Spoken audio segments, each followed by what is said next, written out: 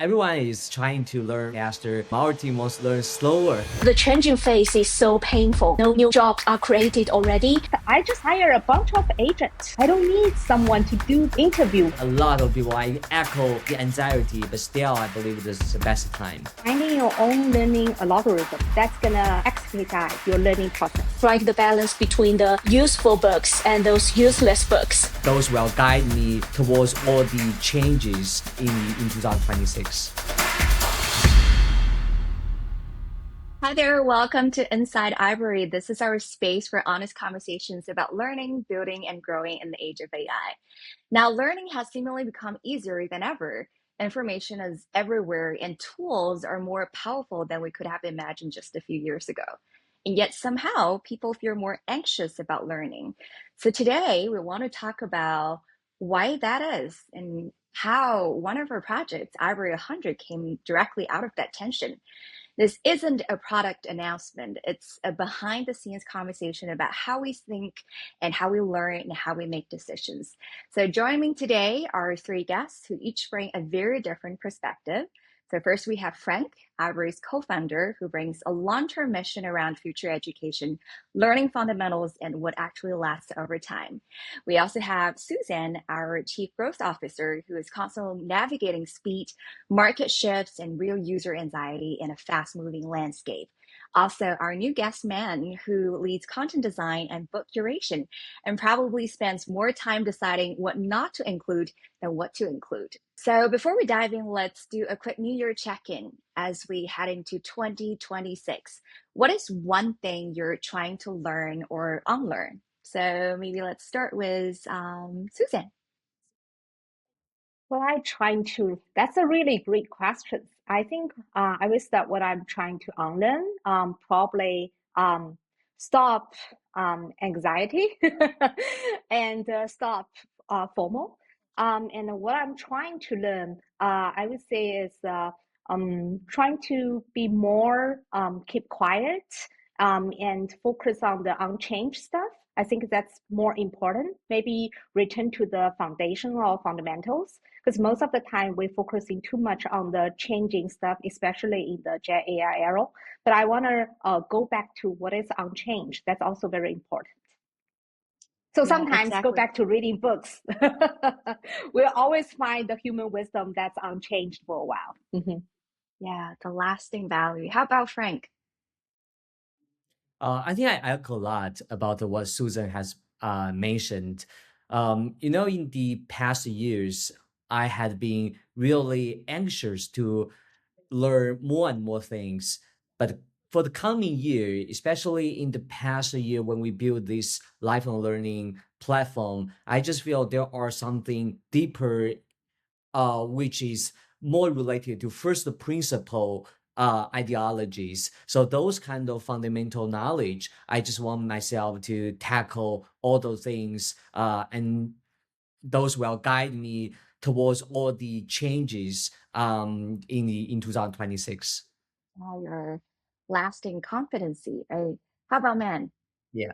I think we're definitely a team because I think we share so many things in common, but in different ways. I'm trying to learning how to protect my attention because I want my attention and energy only be directed to those really important things. And I'm trying to unlearning, uh, get rid of the guilt around not keeping up because there are so many things there. Yeah, Yeah, I echo a lot what Ben just mentioned. I think one thing changed for me is in the Gen AI era, it's so difficult for me to read long content. Like spending 10 minutes reading everything. Like before the Gen AI era, I probably spend like 20 to 30 minutes reading some like paper. But right now, the first thing I want to do is send the paper into large language model, summarize for me. But actually, we're losing the essence of it. So I'm trying to go back to my old habits. If this is a really good content, I actually want to read. That's a very good conversation. Everyone is trying to learn faster and faster. And from the conversations we just had now, it seems everyone from our team wants to learn slower. That's really interesting. Yeah, that's so true. Everybody was talking about keeping up with the latest trend, and we were talking about getting back to the fundamentals, stop being guilty. And I think for me, I would try to embrace more about uncertainty. It's more about, kind of like try to accept that we only have a general direction instead of like a career plan, a very clear plan, and prioritizing more experimentation than pure efficiency. And I think that actually leads very nicely for us to talk about the topic for today, because I feel this push for like efficiency and clarity is actually more about fear. The fear of like falling behind, of not being relevant, of losing control. So my question is, why does learning create so much anxiety in today's world? Because it's supposed to be empowering, right? Um, and no matter where you are in your career as an early career professional or very someone who's very experienced. So maybe let's start with the junior workers. What do you see early career learners struggling with the most? Let's probably start with men. Yeah, sure.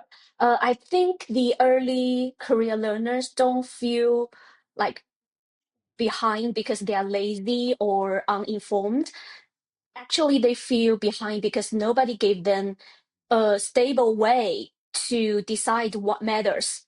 So they are not confident enough about their choices. That there are too many voices out there, the KOLs or the YouTube or those like TikTok KOLs. So they are actually learning from from the streamings. So short posts, clips, and trends, but they are not sure that whether their content or the content they are reading or seeing is useful, or what they are learning is useful for their task tomorrow or next Monday. So they are not asking for more content because they are like already overflowed everywhere. So they ask for that confidence.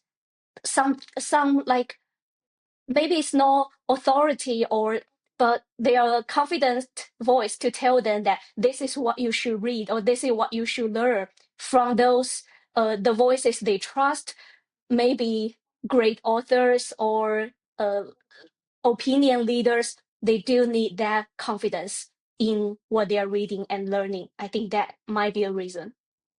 Yeah, I totally agree. Learning can be risky in today's world, I guess, because you're so afraid that I'm not learning the right thing. And sometimes you're just like in the defense mode, kind of like I'm just gonna slack off. I'm not gonna learn anything, or I would learn a lot of things at a time. So how about Susan? What do you think about it? I think actually we're talking about the junior workers. I would say there's definitely AI is giving them more anxiety. If we are analyzing all different stages of workers, like the junior, the mid-career, or the more senior workers, I would say definitely the junior workers who are like early professionals with less than 5 years working experience, they actually be a little bit negatively impacted by the Gen AI. Because if we look at the industry, um, most of the AI agents, what kind of jobs they are taking away? They are actually taking the entry level jobs. So you actually heard all those news like Meta, Microsoft, all those big tech companies are cutting all those their engineers or layoffs, or maybe they are not cutting, they're just improving the efficiencies and just reducing the newly hires. So it actually already reflected in the data. I think if we look back 10 years ago, what is happening is most of the junior workers, when they just graduated from like universities or college, they are not actually career ready. So a lot of the skills are very important. They learned it through the on-job training. So they will have the media level supervisors actually training them on the work. Just to give you an example, I used to work in consulting. So, like if I have more than 5 or 10 years working experience in the consulting, I probably have 2 to 3 like business analysts just on my team, and I literally hand holding them, telling them how to build a modeling, Excel modeling to forecast the market, or maybe I'm telling them how to do the user interviews, how to analyze the market. So I literally just need a smart kid, and then I teach them on the job. We emphasize a lot on the job training. But if we look at the consulting, what they're doing today, so I probably don't need those entry level business analysts. I just hire a bunch of agents. They could already build a pretty good modeling. Or recently, I even use a user research agent platform. They could already do the user research by the voice agent. I don't need someone to do the interview one by one by human. So the biggest change right now is definitely for the junior workers. They are losing the on-the-job training opportunities. That's one thing definitely adding to a lot of anxiety. And I think the second thing is most people actually need a systematic way to know what I should learn. But usually the mid-level or the more senior level people, they already have some resources. They already form the systematic way to look at their industry or look at their roles or functions. So even when the AI has came, they still know there's something human needs. His job cannot be replaced. But for the junior worker, they actually don't have in-depth knowledge in that. And they haven't formed the systematic way to know what I should learn.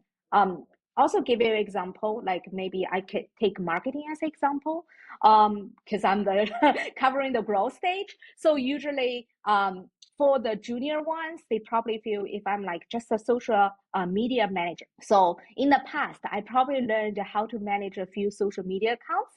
I know how to manage like TikTok or Instagram.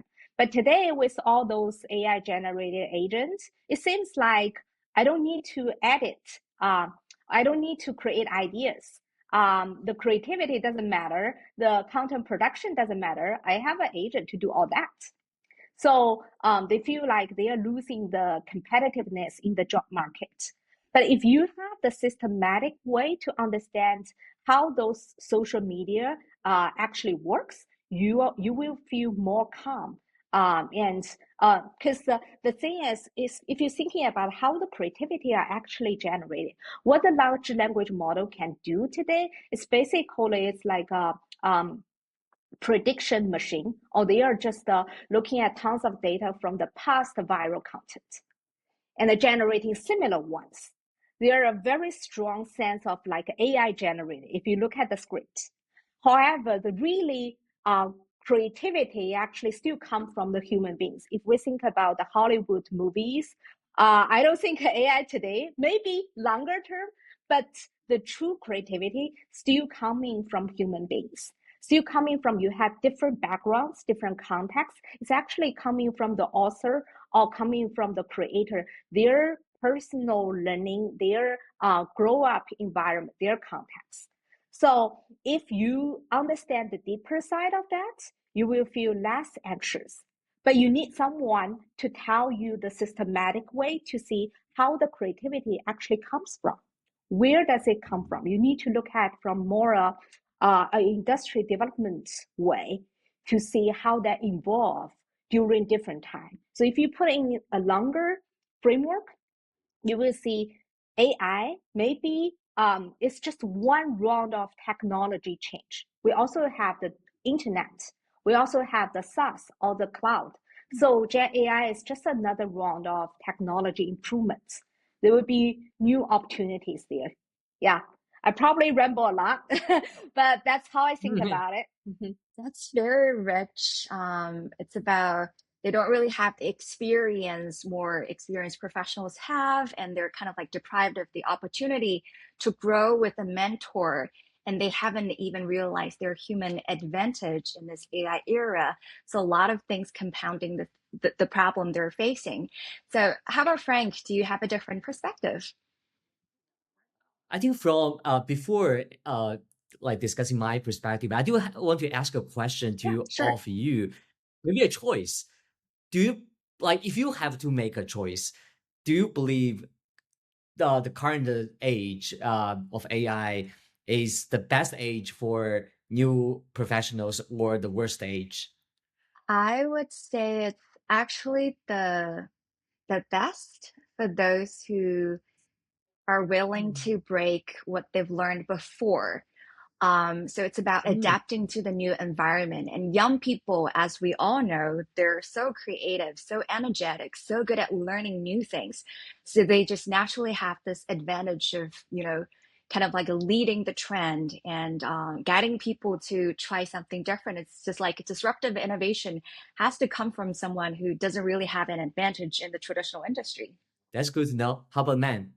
I think it's probably for me it's the same because I think it's always like any wave of technology, the information technology waves the internet wave we see before, it actually will like uh, drive people into different ways. That I totally agree with Dora that for those who are like more innovative, have be more prepared, they will like accelerate their growth. I think the other day I heard that the Open AI hired a higher like a high school graduate without a undergrad diplomat because he is so good at what he's doing. So that's the AI age.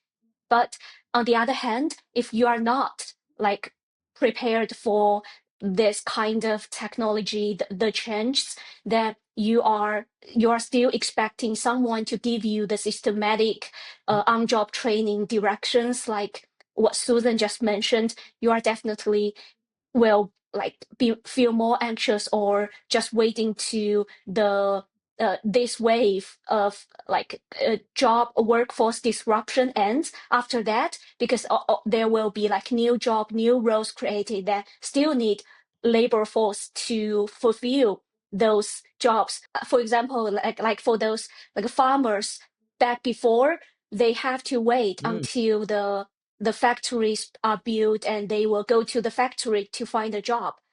It's still the same that maybe it's painful for the current student who just came out during these years because no new jobs are created already, but they can't do those old jobs. So maybe it's worse for the transitional generations like these days, but it's the same that the history are like a cycle that there's no new things under the sun. I think it is the same. So you know why man is heading our content because she's Mhm. always quoting history. She reads a lot about history. Susan, very brief, very brief about your answer. I think it actually the best time, but it depends on people need to be very curious about the change, embrace the change, and have the learner mindset. That's very important. So it seems that everyone is so positive. Let's be real. Um, 2 weeks ago, I was invited to give a virtual talk to my high school, uh, like fellows. So students still in my high school, it's like much younger than me. But my teacher found me and said, the high school students currently in your high school, they are so anxious. They, especially most of them are learning liberal arts, not learning the STEM subjects. They just feel like colleges are reducing majors for liberal arts. Job markets are reducing.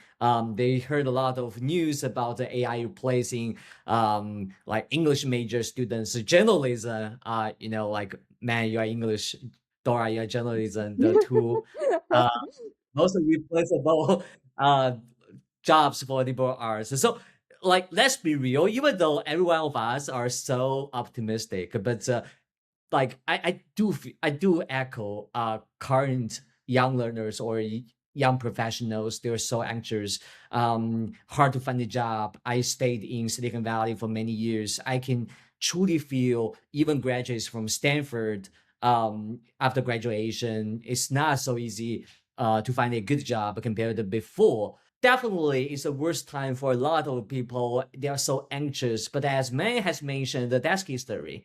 That's just the history. So the most important thing definitely is still to work hard, keep learning, keep keep trying, but at the same time, it also creates a lot of possibilities. AI freed people from the like the not so high efficient way of job, so you can be freed to try new things, to learn arts, science, all those very fundamental parts, which maybe man will introduce later, the Aibrary 100. Some of them are not so like directly connected to, for example, a specific AI tool, but those underlying things will help you develop a consistent mindset, help you navigate through different ups and downs moving forward. So if I want to choose one, even though I echo, it's the worst time for a lot of people. I echo the anxiety, but still, I believe it is the best time. Love Yeah. So that. maybe at the beginning, the opening of the book, A Tale of Two Cities, it's the best of the time. Yeah. It's the worst of the times. Yeah. Yeah, Let's exactly. put this headline into our headline of this episode. Yeah, I That's a think good it's a idea. really good one. Yeah, it's like challenges, opportunities, they often coexist, and it's just for Yeah. those who are prepared. And I think Yeah. we've had enough empathy for those who just started their career, right? And actually, we initially thought our early customer profile would be mostly early career professionals, people who are eager to learn and build their skills. But it's also very interesting that many experienced professionals also showed up. They're often lifelong learners, very ambitious, and they really benefit from learning in very small and focused pieces. So, what about those people who have already established their careers? What are they worried about? How about we start with Susan? I think one thing, everyone definitely want a little bit fear or anxiety inside of ourselves, like lagging behind.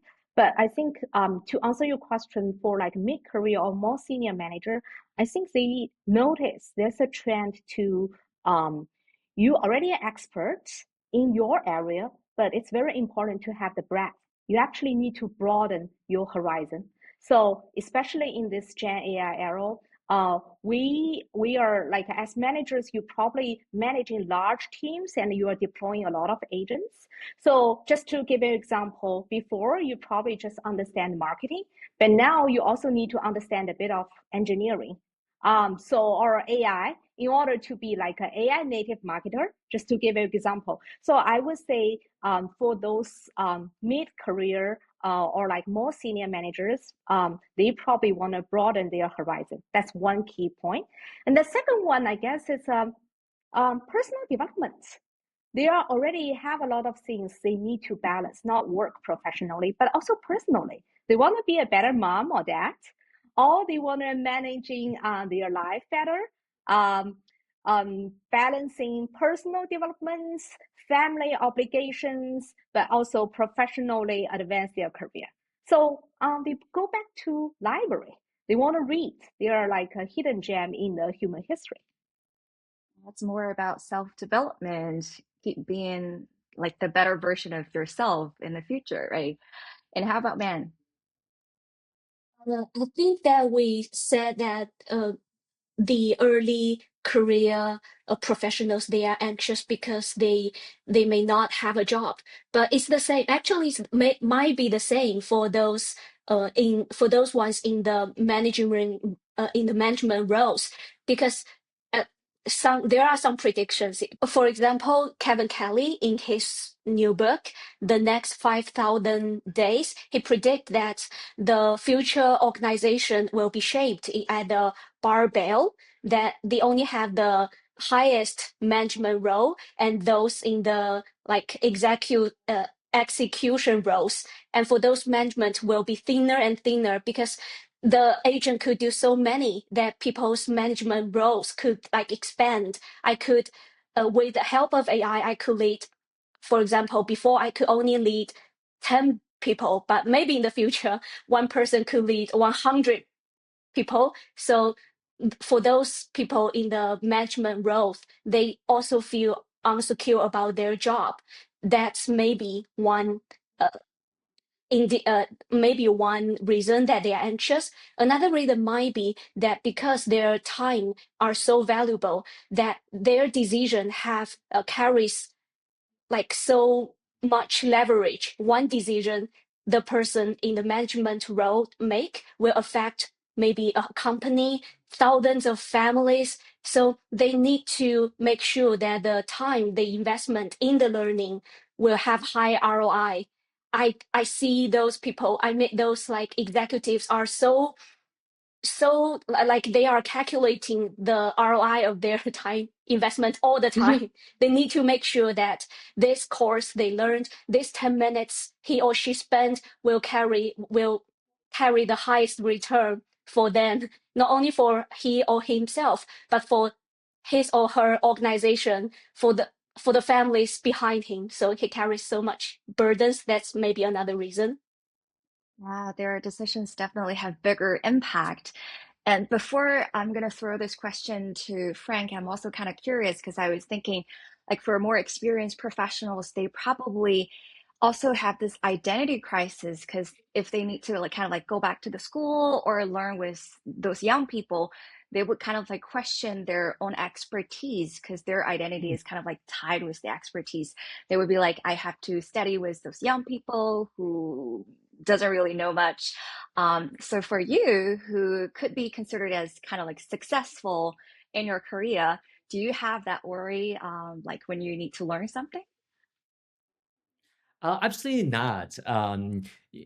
This is also a good part about the new age, because traditionally, the society is more standardized, especially in professions like consulting. You work 2 years, 3 years, you have a certain title. If you do not get that title, then you will considered lagging behind. But now I just feel like everyone in the same starting line. Just trying to learn new things, start with new things. And for me, definitely one thing is just starting something new, startup. I have to learn new things. Let's kind of like stay competitive mindset. But at the same time, as someone who is a little bit different from the anxious early young professionals, for people had a certain years of working, or some kind of a mature mindset, you had a feeling of like enjoying learning.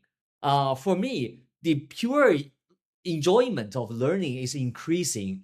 Sometimes, for example, the book Man just mentioned by Kevin Kelly. In this book, I highly recommend this book. Like it's just a mine of wealth. Like a golden mine. Just it also laid out some ways you can like be rich in the new AI age. For example, how to leverage your personal branding, how to use social media to use like as few people as possible to expand impact as much as possible. So those are new things we keep learning, and also. In recent years, I have been learning with a community called Gaza. We learned a lot of like science, like things not related to anything I'm doing, but it's pure enjoyment. We have been traveling around the world to Paris, to Seoul, to Japan, to every parts of the world, even to Africa. Those are things not related to my job, but because of the new ways of learning, I just keep learning new things. Those kind of enjoyment is also fascinating. Yeah, totally. And I really appreciate you, picking up something that's seemingly like useless for you currently, but who knows, right? Yeah. It's just part of your life. It's just experience. And I think we've talked enough about like young professionals and those in their maybe like 30s or 40s. And then let's kind of like compare a little bit and then try to find the similarities. What do you think is the real problem like both groups are struggling with? If I want to summarize, it's still the same. It's best age for some, it's worst age for others. So try to be enjoying the best age as those who can enjoy this age? I think maybe the same thing is it's very hard for them to make the right decision.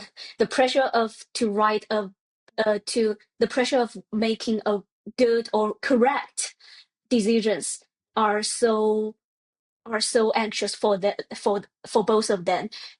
Maybe the young professionals, they are lack of enough confidence or resources to know which is the best, and maybe the more mature professionals, they are like they do have enough resources, but they have so little time, so they need to make the right decision to choose the highest ROI learning way of learning. So maybe they both groups share the pressure to make the correct decision of what to learn and how to learn. Yeah, I probably would say finding your own learning algorithm.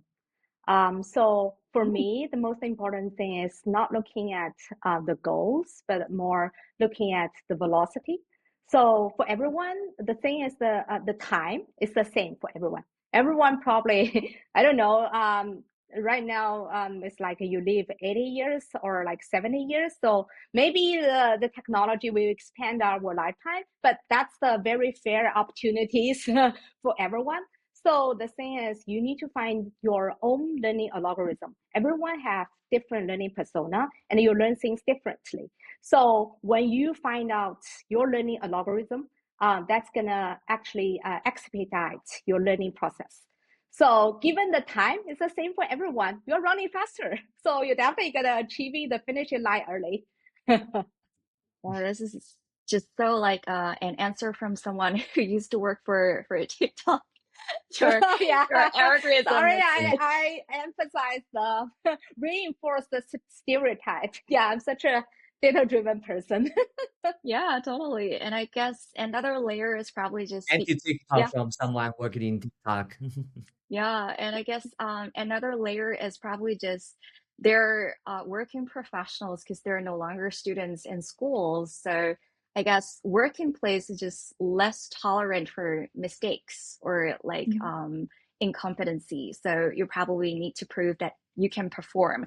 And that's also like part of the reason of the anxiety.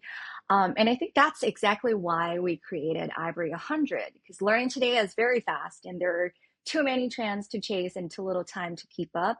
Ivory 100 is kind of like our response, a very carefully curated must-read list for 2026. And it's for professionals who want to stay competitive in the age of AI. And these 100 books are about building how you think, not just what you learn, so you can find your place in a world that keeps changing. So let's talk a little bit more about Ivory 100. Not just as a list, but more as a process. And I guess it wasn't easy. So my first question is for Men. So what was the hardest part of curating Ivory 100 from your perspective? Let's say 10 hardest part. There are so many. They're not only one. But if I have to choose, I think the hardest part, it's actually not which books to put in, which books not to, though that is hard. um, the hardest part is to build a framework that works, because anyone can curate a list. Everyone can recommend this is 100 read books in AI age, and even the large language models could give you 100 such lists in maybe 1 hour. So how can we like make the framework that could be like satisfy the needs of our users, and to answer that question, what we still need to learn or to read in the age of AI. So I step back to not directly answer that question first. I answer another question, which is what's the future is like? What's the future like? So we need to learn the future scenarios we're facing. Then we have the answer. So I step back to try to answer that question. I did not answer that by myself. I use the help of all those great minds. So I collect the reports, the essays from those like the best institute, international institutes like Mackenzie, like all those research institutes, the WEF, the OECD, those organizations, they have reports written by like leading experts in that domain. And that's one source. And I also borrow answers from the great authors that they have those answers. They also answer those questions, authors like Kevin Kelly, to try to get answers from the books they wrote. And another, that's two groups of people. And the third group of people, I asked that question. I borrow the answer from those experts in the field, those industry experts.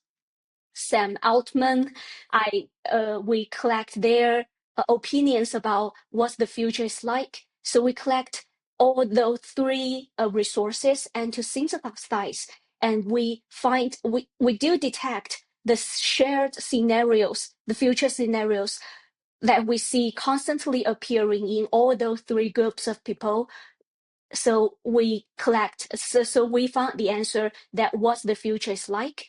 We synthesized all those great ideas into 6 scenarios of about the future, and then to in order to deal with or to react to all those future scenario, we curated books to answer those questions.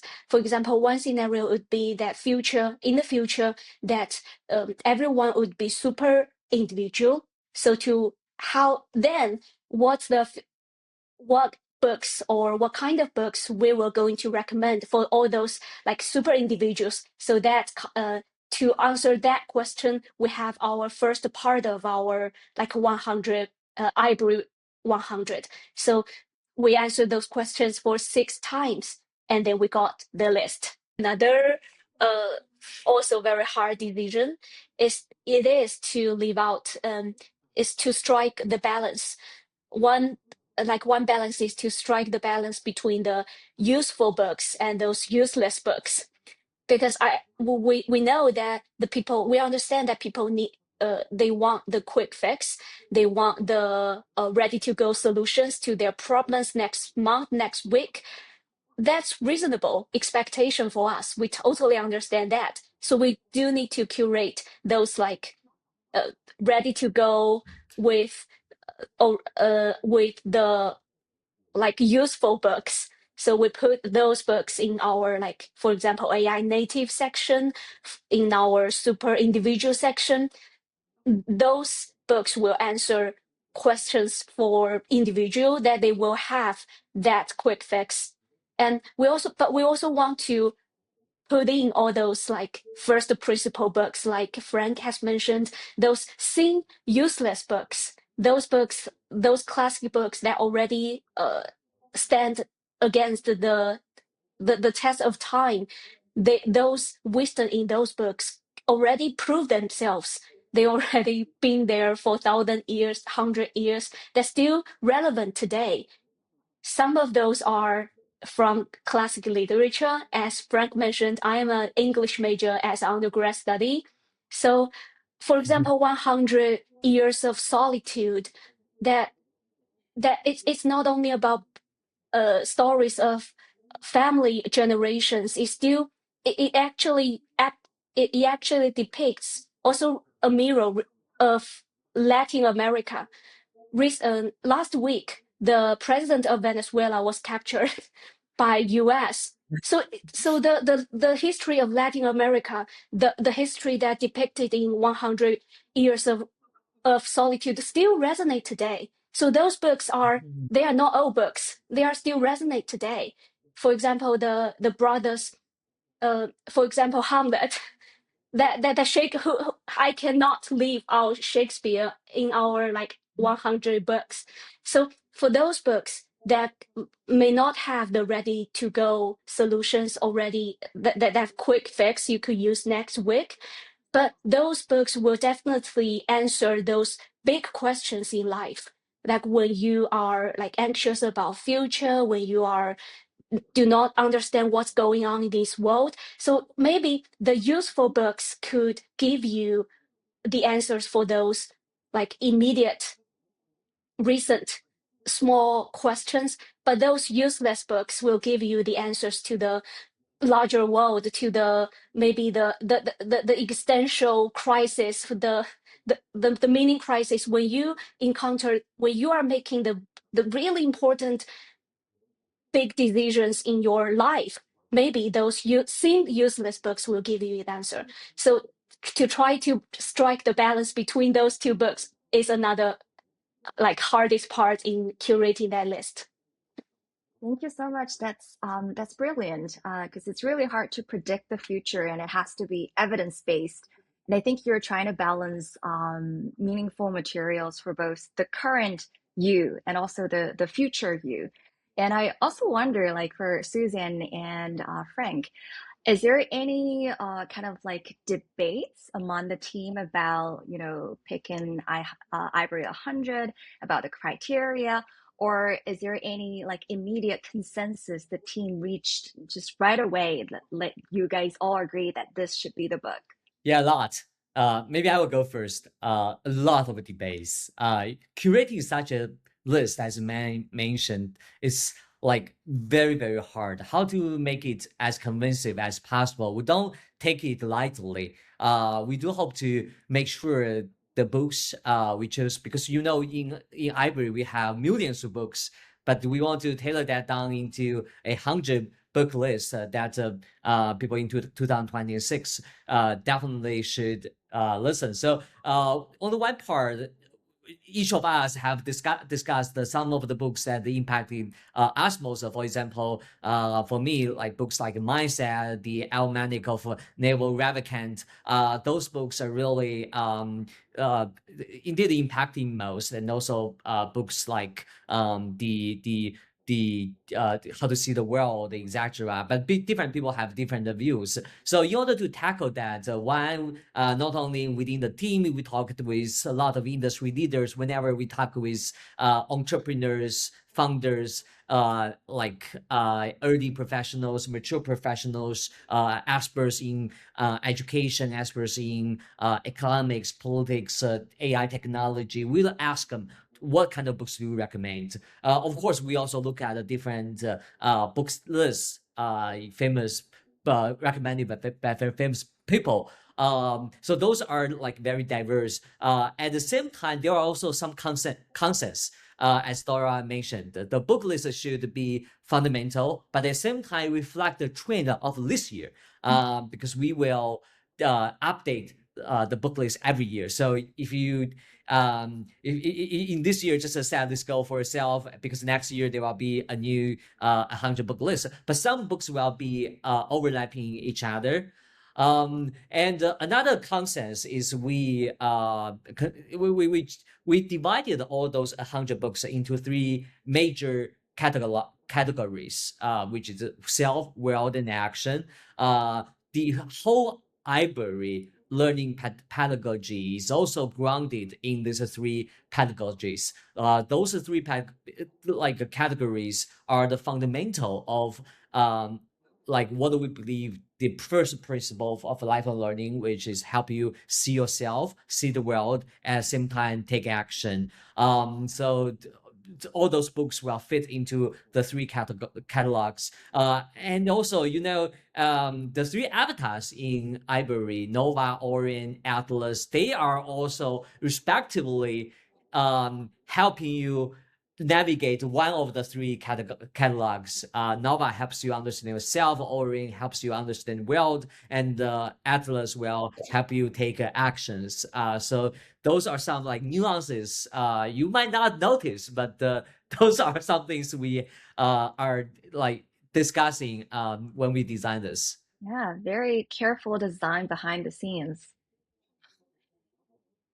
Susan, you want to add? Yeah, I totally echo with Frank. And I think one debate we actually have internally is should we have a like hyper personalized Ivory 100 for every Yeah. user, or should we just have one list?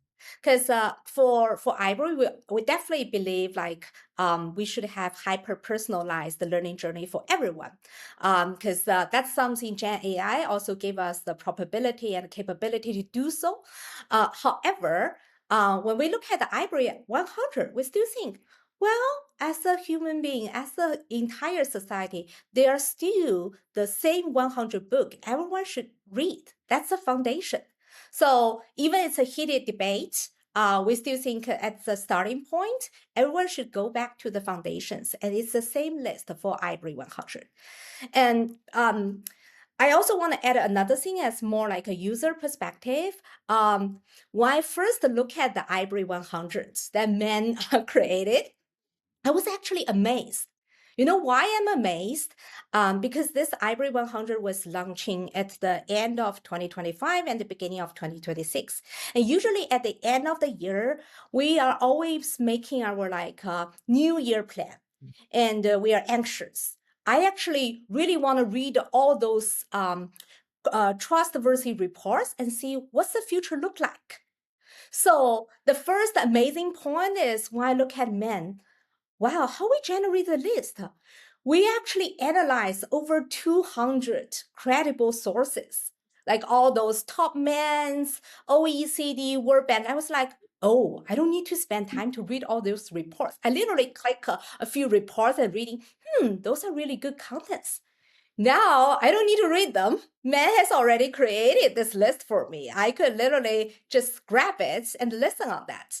And the second amazed point I would say is we're actually looking at the consensus, all the trends for what will be the future key trends for the future.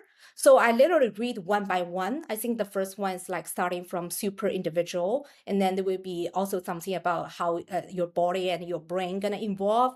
I read them one by one, and I feel like, wow, that's really how we're gonna enter into the AI native world. So if this is the trend and this is the core theme, and we need to get prepared and ready for that, maybe we should read those books. Yeah, so those are like two really amazing points for me. And I was like, okay, this is gonna be every day I wanna read this. Why not spending tons of time searching the internet or ask a large language model to figure out? We already have one list ready there. Wonderful. That's so convincing. I just, I guess many of the audience want to download the app and check out the list immediately, because I totally agree that every individual is different, but we also as human beings share more in common. And I love this real tension and excitement. It's more like a shortcut for a lot of people to stay competitive in the AI age because they don't have to go over all the materials by themselves. And also I have a question for Susan. As a growth person, when you looked at Aibrary 100, I guess it's probably just more than a reading list. So what was your biggest worry, that people wouldn't like it, or they like it but never actually use it? I actually think people will like it, but my worry will be people don't know how to best use it or leverage it. So I'm actually a very practical person. So I think we have already select really good books, but I think the true learning actually happens when you learn the principles or key concepts from the books or from the trustworthy sources and apply to your daily work. If you didn't do the application, you didn't take action, that's not true learning. So that's also something I did personally. So I find some really good books from Aibrary 100, and then listen to the book summary or curated podcast, figure out, oh, those are really interesting concepts. I like the author, I like the book. And then I probably re-listen again, but not the same book summary. I use the idea twin, which is a new feature we have. So I use the idea twin to generate a personalized one for me, and it's feeling, oh, those are some principles I could apply to my daily work. And then I complete the loop from digesting the information, the concept, and then into putting that into my daily life. So I hope everyone could learn this little trick I played and apply to your learning journey with Aibrary. Hopefully it could also close your learning loop and you could learn something new every day. Wonderful. So Susan's focus is more about how to really utilize this reading list to your own advantage. And how about Man and Frank? Do you have any concerns about releasing Aibrary 100? My concern would be that people might say that why not this book are in that list? why not this book in that list?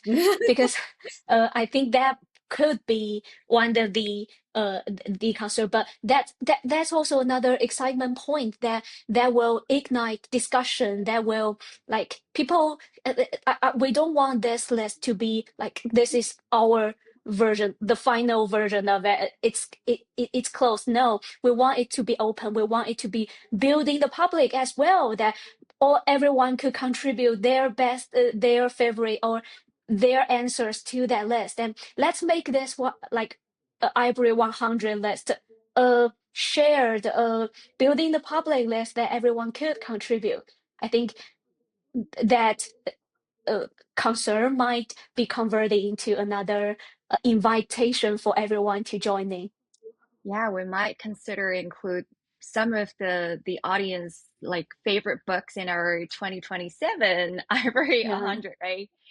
How about Frank?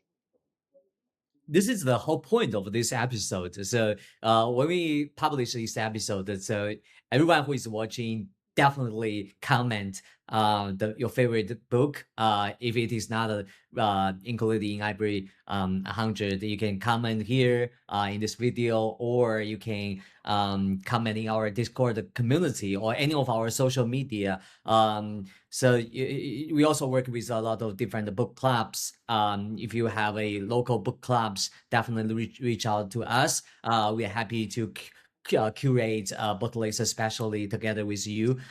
So yes, Ivory is composed with people who loves life learning, love books. So just curated with everyone together.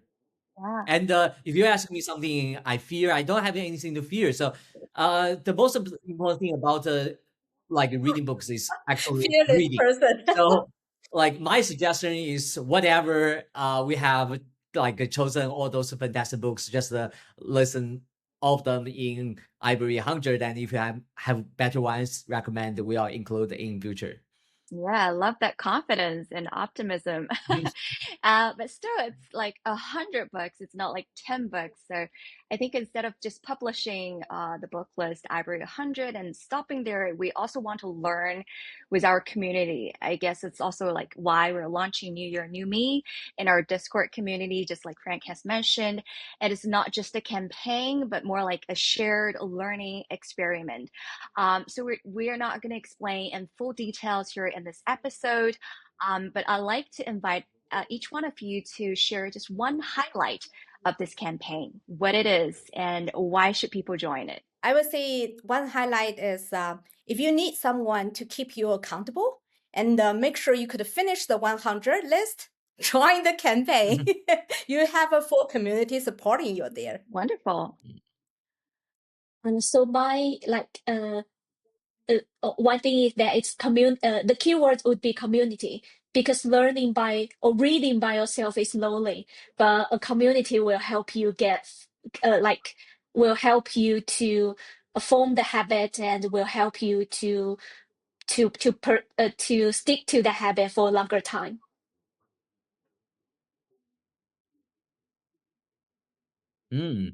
That's wonderful. If no one is mentioning, I just want to let everyone know you also have the chance to win very big prize. Either maybe you could get a free Ivory, or you could even get really gift card for which you can buy a lot of Amazon books, or maybe you even have the opportunity to talk with the Ivory founding team. Just join. We have surprising gift for Why you. not try? Yeah, we are glad to have someone graduating from Harvard Business School. Always like never forget about the business and financial rewarding. The incentives. Yeah, like intrinsic motivation and also some rewards are also necessary, right? Thank you guys so much for spending the time with us today. And also thank you for everyone who's watching this episode. In a world that keeps moving faster, learning faster matters, but knowing what's worth learning matters even more. So if this conversation resonated, subscribe to our channel, download Ivory, and also don't forget to share your favorite book in the comment area with us. And we'll see you next time. Bye-bye. See you. Thanks very much. See you Bye. next time. See you.